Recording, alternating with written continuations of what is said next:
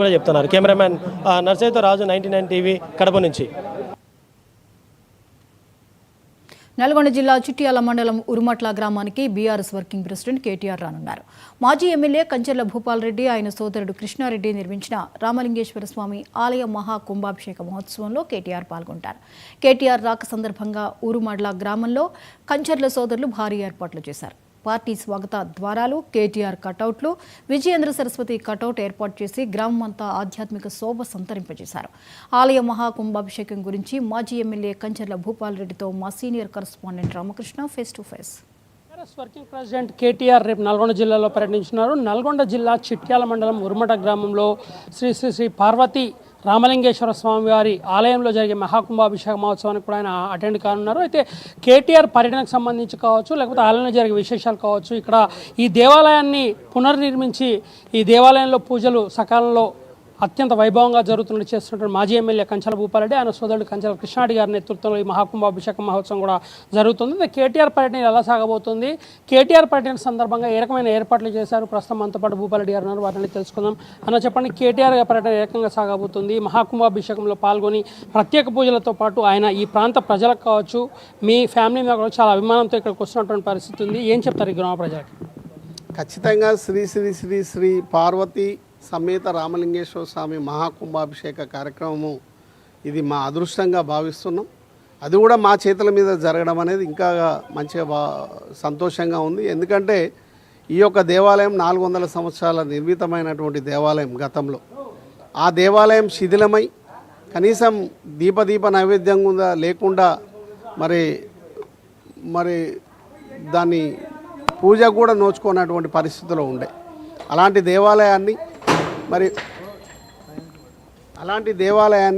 మరి ఖచ్చితంగా మళ్ళా పునర్నిర్మాణం చేయాలి అని ఆలోచన చేసి 2005-06లోనే ఈ యొక్క దేవాలయాన్ని మా బ్రదర్ అయినటువంటి కంచెల కృష్ణారెడ్డి నేను మరి ఈ దేవాలయాన్ని నిర్మాణం ప్రారంభం చేసుకోవడం జరిగింది.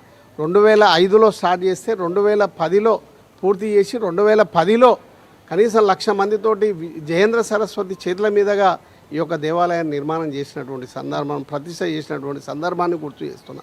మరి ఇది చాలా సంతోషకరమైనటువంటి సందర్భం. మరి అట్లనే రేపు కల్వకుంట్ల తారక రామారావు కూడా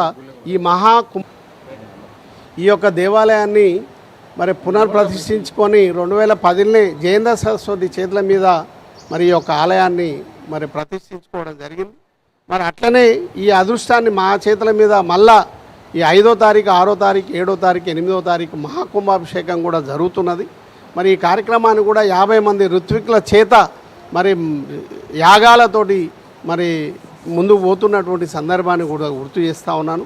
మరి ఈ యొక్క కార్యక్రమానికి మరి ముఖ్య అతిథిగా విజయేంద్ర సరస్వతి గారి చేతుల మీద మరి అదేవిధంగా కల్వకుంట్ల తారక రామారావు గారు ఇక్కడికి వచ్చి ఈ కార్యక్రమంలో పాల్గొంటున్నటువంటి సందర్భాన్ని గుర్తు చేస్తూ ఉన్నాను. ఒక పక్క కాళేశ్వరం ప్రాజెక్టు మొత్తం కూడా కూలిపోయిందని చెప్తున్నారు.